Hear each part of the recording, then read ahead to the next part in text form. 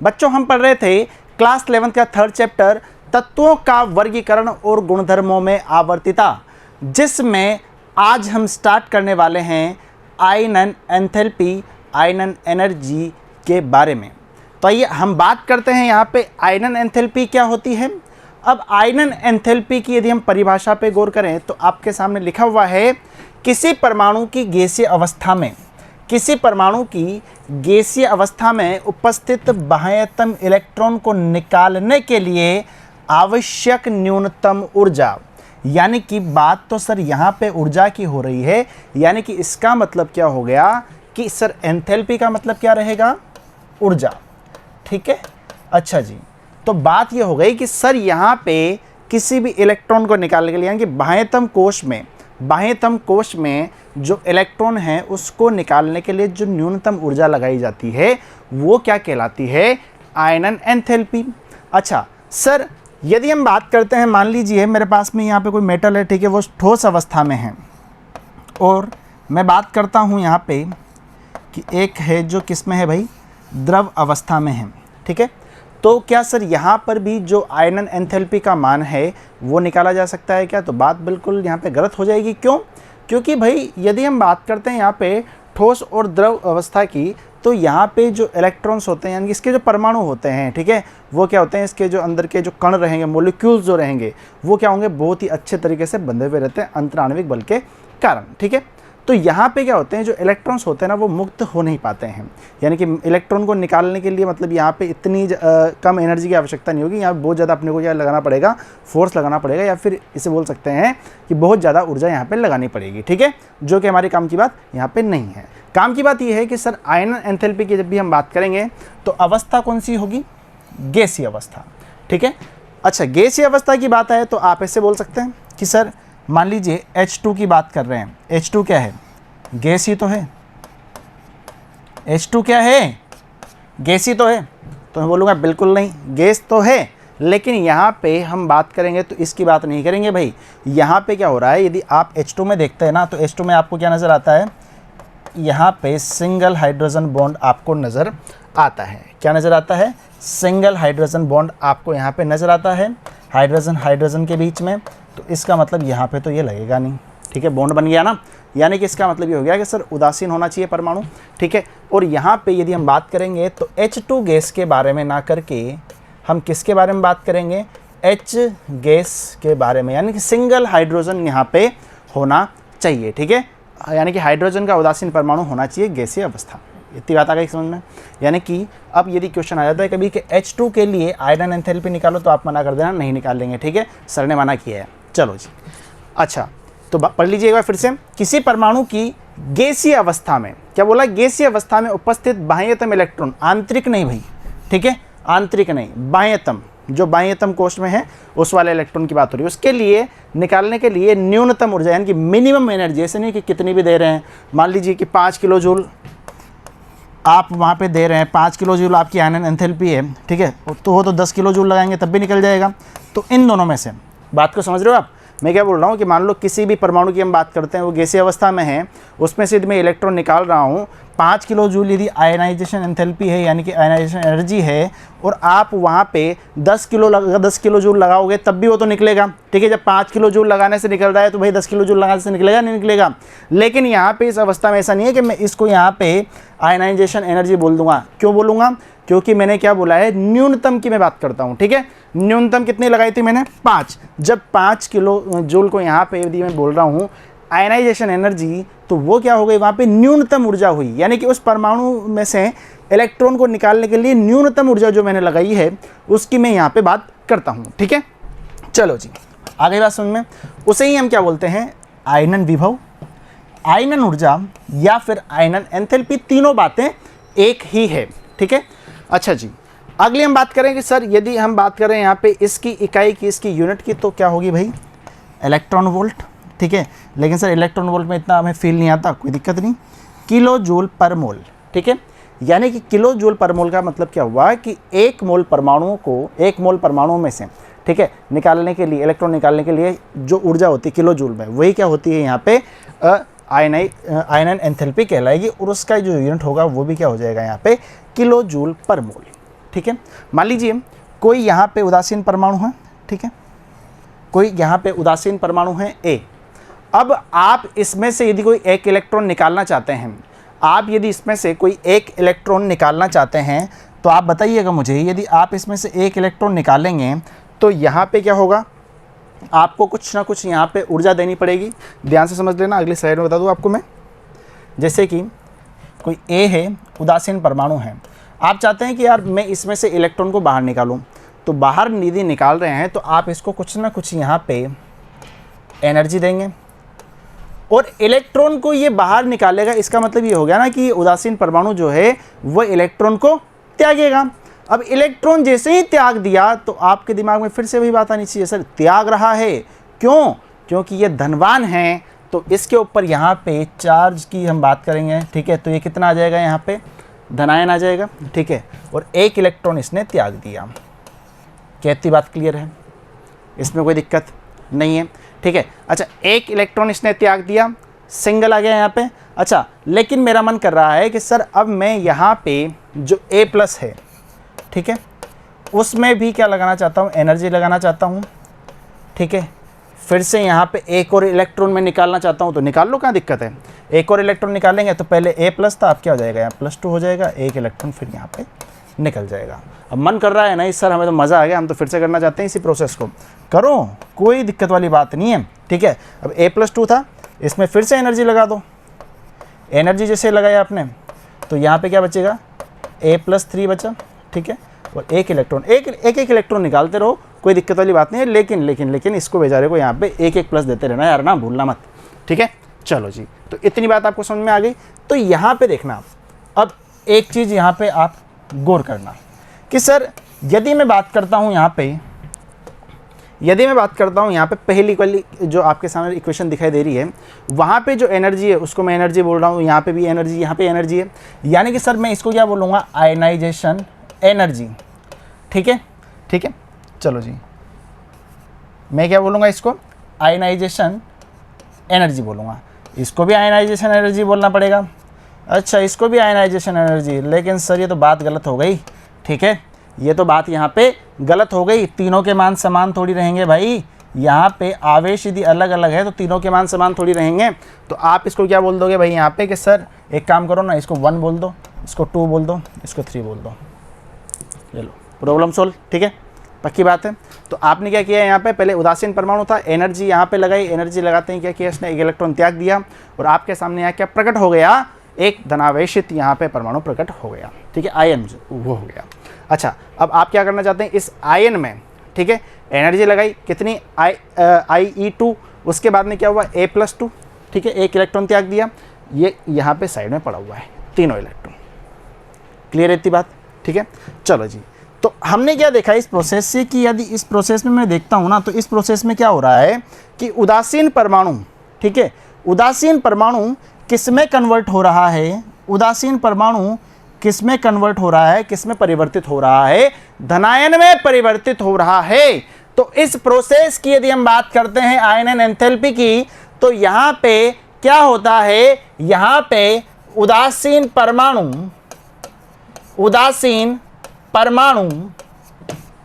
धनायन में कन्वर्ट हो जाता है, ठीक है, पक्की बात है। बढ़े आगे, चलो जी, अब आगे लिखा हुआ है एक ही परमाणु के लिए पहले, दूसरे, तीसरे इलेक्ट्रॉन को निकालने के लिए आवश्यक ऊर्जा को क्रमशः IP1, IP2, IP3 ये यहाँ पे बोला जाता है। तो आप बोलेंगे सर आपने तो गलत बता दिया, हाँ, अभी तो आप यहाँ पे कितना क्या बता रहे थे, IE1, IE2, IE3, कोई दिक्कत नहीं है। यहाँ पे मैंने आयनाइजेशन एंथैल्पी या एनर्जी बोला है, आप वहाँ पोटेंशियल मान लो, कहाँ दिक्कत आ रही है, ठीक है।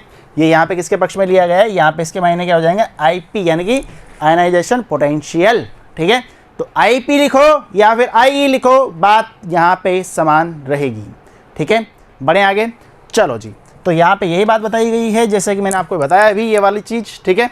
तो आपने क्या किया, यहाँ पे A को यहाँ पे ऊर्जा दी, क्या निकला यहाँ पे भाई मेरे धनायन बना, एक इलेक्ट्रॉन यहाँ पे बाहर निकल गया।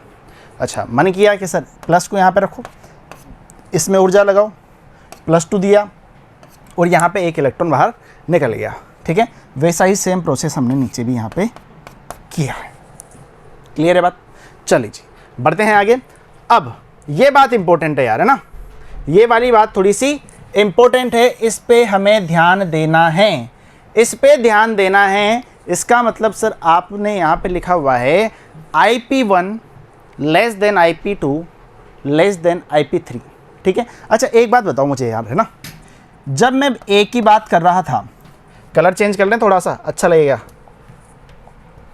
येलो येलो, जब हम A की बात कर रहे थे तो वहाँ पे हम क्या दे रहे थे, तो आप बोलेंगे सर IE1 या P1, ठीक है।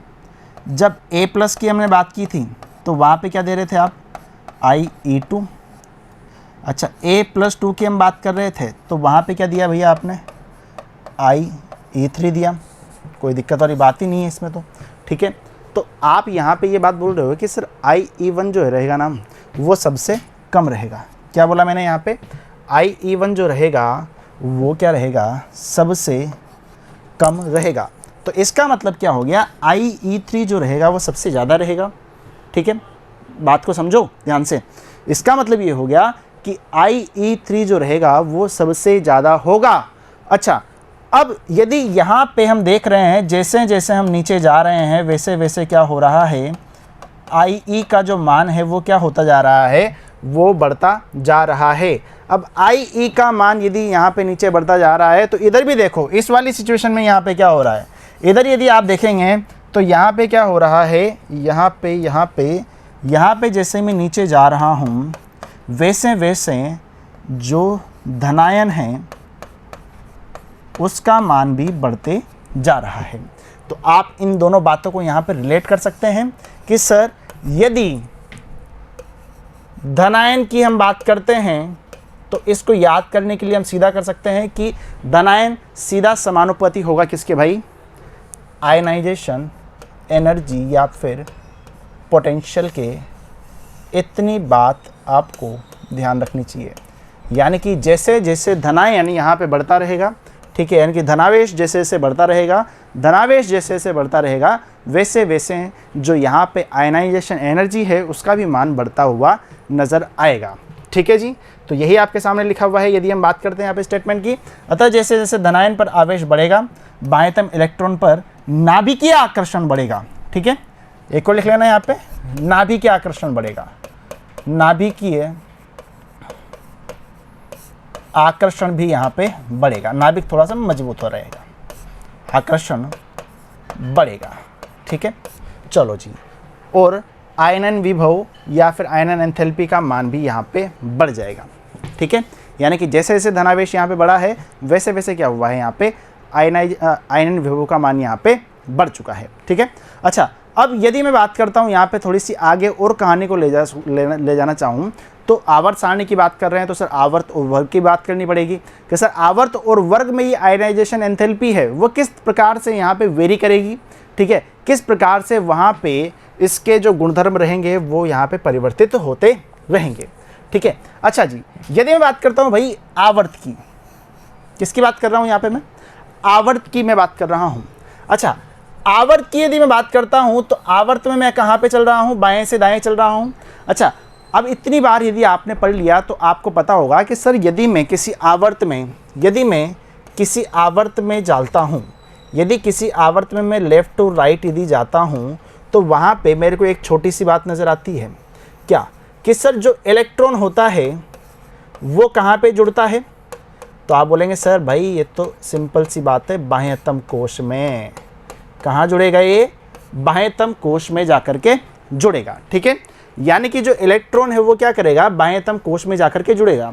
अब मुझे एक बात बताओ, जो परिरक्षण प्रभाव हमने पढ़ा था, परिरक्षण प्रभाव जो हमने पढ़ा था उसमें आपको क्या नज़र आया था कि सर जो यहाँ पे परिरक्षण प्रभाव है वो क्या करते हैं, आंतरिक वाले देते हैं किसको, बाहर वालों को, यानी कि आंतरिक कोश वाले इलेक्ट्रॉन किसको देते हैं, बाह्यतम कोश वालों को।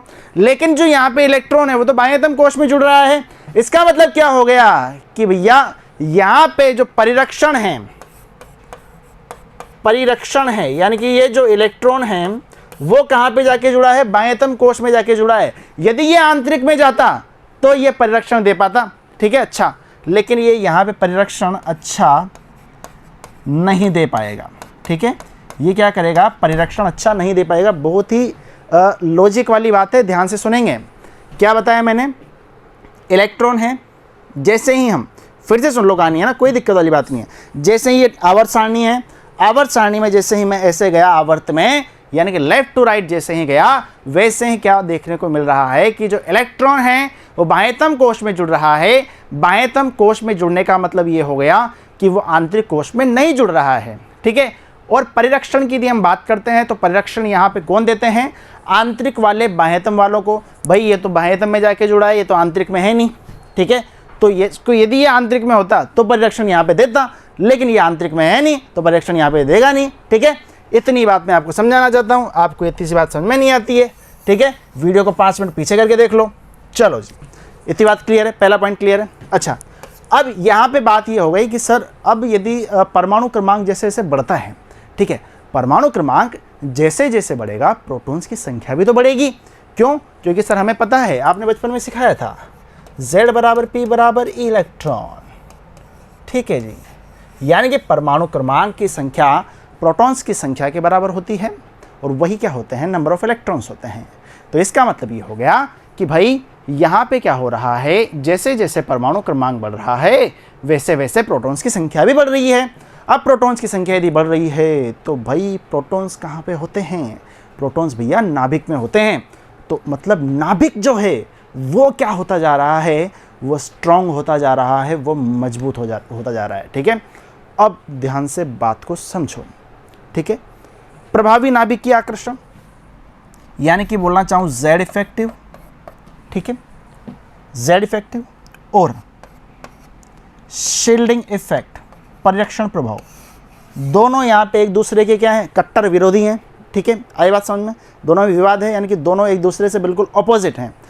तो यहाँ पे आपको एक बात पता चल रही है कि सर परिरक्षण अच्छा नहीं है, यानी कि शील्डिंग इफेक्ट यहाँ पे कम है। तो मुझे बताओ जो Z इफेक्टिव होगा वो क्या यहाँ पे ज़्यादा होगा क्या? बात बिल्कुल समझ में आ गई और हमारा लॉजिक भी क्लियर हो गया। कैसे हैं? ऐसे नहीं हुआ, बात ये हुई है भाई, क्योंकि परमाणु क्रमांक बढ़ रहा है तो नाभिक मजबूत हो रहा है, क्योंकि प्रोटॉन्स जो हैं वो क्या हो रहे हैं, वो नाभिक के अंदर जा कर के समा रहे हैं, ठीक है। यानी कि वो क्या कर रहे हैं, नाभिक को और ज़्यादा मजबूत करते जा रहे हैं। यानी कि एक तरफ तो प्रोटॉन्स लगे हुए हैं किसमें, नाभिक को मजबूत करने में, और एक तरफ ये इलेक्ट्रॉन से नालायक इलेक्ट्रॉन जो कहाँ पे जाके बैठ रहे हैं, बाह्यतम कोश में, ठीक है। आप बोलेंगे सर इनको आंतरिक कोश में बैठा दो, ऐसे कैसे बैठा दो भाई, थ्योरी गलत कर दें, नहीं ना। तो ये क्या कर रहे हैं यहाँ पे, मतलब इसके ऊपर जो शील्डिंग इफेक्ट है ना, उसके ऊपर तो मतलब उसकी तो कोई यहाँ पे इज्जत ही नहीं रही। क्यों? क्योंकि सर यहाँ पे तो जो इलेक्ट्रॉन्स हैं वही तो शील्डिंग इफेक्ट देते हैं, लेकिन इलेक्ट्रॉन्स ने भी धोखा दे दिया। उनको आना तो आंतरिक में चाहिए था, वो बाह्यतम में जा रहे हैं। क्यों? क्योंकि हम यहाँ पे आवर्त में बाएं से दाएं जा रहे हैं, ठीक है। और यहाँ पे जो प्रोटॉन्स है वो तो साथ उसी का देते हैं, ठीक है। इतनी कहानी समझ में आ गई, यानी कि भाई भी अपना ना रहा है यहाँ तो ये बात आपको समझ में आ गई होगी कि परिरक्षण प्रभाव है वो तो बिल्कुल अच्छा हो ही नहीं सकता। तो यहाँ पे Z इफेक्टिव जो रहेगा वो क्या होगा, बढ़ेगा। और यही हमें देखने को मिलता है कहाँ पे, कि हम एटॉमिक रेडियस में देखते हैं। तो एटॉमिक रेडियस में क्या होती है, कमी होती है। यानी कि Z इफेक्टिव वाला यदि बढ़ा तो एटॉमिक रेडियस कम होती है, परमाणु का जो आकार है वो छोटा होता हुआ नज़र आता है, ठीक है। ये इतनी सी बात थी जो मैं आपको समझाना चाहता था, ठीक है जी। बढ़ते हैं आगे। अच्छा जी, अगली हम बात करते हैं संयोजी कोश के इलेक्ट्रॉन परमाणु के साथ मजबूती से बंधे रहते हैं, बिल्कुल सही बात है, ठीक है। तो क्या होगा वहाँ पे, जैसे ही संयोजी कोश के इलेक्ट्रॉन्स की बात आएगी, संयोजी कोश यानी कि बाह्यतम कोश, ठीक है, उसके जो इलेक्ट्रॉन्स है, बाह्यतम कोश, ठीक है, उसके जो इलेक्ट्रॉन्स हैं वो क्या हो रहे हैं यहाँ पे अच्छे तरीके से, बहुत ही अच्छे तरीके से जकड़े हुए हैं। किसके साथ में, नाभिक के साथ में। तो भाई यदि अच्छे तरीके से जकड़े हुए हैं तो भाई उनको बाहर खींचने के लिए ऊर्जा भी तो ज़्यादा लगानी पड़ेगी, बॉन्ड भी तो उनका तोड़ना पड़ेगा। बॉन्ड नहीं है लेकिन एक बल से पकड़ा हुआ है, उसको वहाँ से निकालने के लिए ऊर्जा ज़्यादा लगानी पड़ेगी। अब ऊर्जा ज़्यादा लगी तो हमारे यहाँ पे एक ही शब्द है ऊर्जा के लिए, वो क्या है, इलेक्ट्रॉन्स को बाहर निकालने के लिए ऊर्जा। आगे बात समझ में, आयनन विभव, आयनन ऊर्जा। तो ये भी क्या हो जाएगी, उच्च यहाँ पे हो जाएगी। इतनी बात आपको समझनी है। अब आप बोलेंगे सर दर्शन करा दो एक बार कि क्या होता है क्या नहीं होता यदि हम आवर्त में देखते हैं। बालकों यदि हम आवर्त में देखते हैं, ठीक है। अच्छा इस चीज़ को लिख लो यार, है ना, ये एटॉमिक रेडियस यहाँ पे क्या होती है, कम होती है, जेड इफेक्टिव यहाँ पे बढ़ता है। तो ठीक है। अच्छा जी, आप यहाँ पे एक बात देखिएगा, कि यदि आप देख पाते हैं यहाँ पे, तो lithium, beryllium, boron, carbon, nitrogen, oxygen, fluorine, neon. ठीक है। तो आपको नज़र आ रहा है कि सर हम आवर्त में चल रहे हैं। ठीक है। कैसे? 3, 4, 5, 6, 7, 8, 9। ठीक है। अच्छा, एक चीज़ यहाँ पे ध्यान से देखो, लिथियम की यदि हम बात करते हैं आयनाइजेशन एनर्जी की, तो कितनी है? 520। उसके बाद में बेरिलियम की कितनी आ गई? 899। बोरॉन की कम हो गई, कोई दिक्कत वाली बात नहीं है। लेकिन जैसे मैं ऊपर चलता हूँ यहाँ पे, तो क्या हो गया यहाँ पे? कार्बन की बढ़ गई। ठीक है। अब इसको आप ऐसे मत लेना कि सर आपने ये पॉइंट यहाँ पे दे दिया है तो 899 से नीचे है, इसको थोड़ा सा ऊपर कर लो यार, डायग्राम ही तो है, आप सिर्फ इस पर ध्यान दो, है ना। जो यहाँ पे जो शब्द लिखा हुआ है, यानी कि जो नंबर लिखा हुआ है, उस पर आप ध्यान देंगे। ठीक है। वैसे तो इसको भी यहाँ पे इस जगह पे कर दो, थोड़ा सा ये हल्का सा यहाँ पे आ जाएगा, क्योंकि ये 1402 से तो ऊपर ही होगा ना, 1681, तो ये तो थोड़ा सा अंडरस्टूड है यार, है ना, इसमें कोई दिक्कत वाली बात नहीं है। कहने का तात्पर्य है, जैसे जैसे हम इधर जा रहे हैं वैसे वैसे क्या हो रहा है, आयनाइजेशन एनर्जी का मान यहाँ पे बढ़ते हुए नज़र आ रहा है। ठीक है। अच्छा, यही बात हम देखते हैं कहाँ पे? नीचे वाले में भी। ठीक है। नीचे वाले आवर्त में भी यही बात हमें देखने को मिलती है। पक्की बात है। बढ़े आगे। अच्छा जी, अब ये तो बात आपने कर ली कि किसकी सर यहाँ पे आवर्त की बात कर ली। अब बात करें यदि हम यहाँ पे वर्ग की, वर्ग में हम कहाँ से कहाँ तक जा रहे हैं? ऊपर से नीचे जा रहे हैं। कहानी को, आवर्त और वर्ग को यहाँ पे कंपेयर करके पढ़ना आयनाइजेशन एनर्जी पे, तो आपको पूरी की पूरी कहानी क्लियर हो जाएगी। कैसे? ध्यान से देखिएगा। यदि हम बात करते हैं यहाँ पे प्रभावी नाभिकीय आवेश जो रहता है वर्ग में, क्या होता है? लगभग समान होता है। सर हम कैसे मान लें? आपने बोल दिया और हम मान लें, ऐसा थोड़ी ना होता है। नहीं होता है, कोई बात नहीं। अच्छा, एक बात बताओ, परमाणु क्रमांक बढ़ेगा ऑब्वियसली, ऊपर से नीचे जा रहे हैं तो परमाणु क्रमांक तो बढ़ ही रहा है, तो सर प्रोटॉन्स की संख्या भी बढ़ रही है। सर प्रोटॉन्स की संख्या बढ़ रही है, नाभिकीय आकर्षण बल बढ़ रहा है। सर नाभिकीय आकर्षण बल बढ़ रहा है, यानी कि जेड इफेक्टिव बढ़ रहा है, और आप तो यहाँ पे मना कर रहे हो कि ये समान है।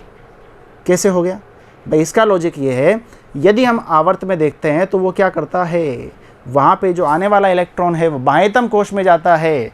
लेकिन यदि मैं बात करता हूँ यहाँ पे वर्ग की, तो जो आने वाला इलेक्ट्रॉन है वो किस में जाता है भाई? आंतरिक कोश में जाकर के यह जुड़ता है। अब जैसे ही ये आंतरिक कोश में जाकर के जुड़ा, यानी कि ऐसे समझो इस कहानी को,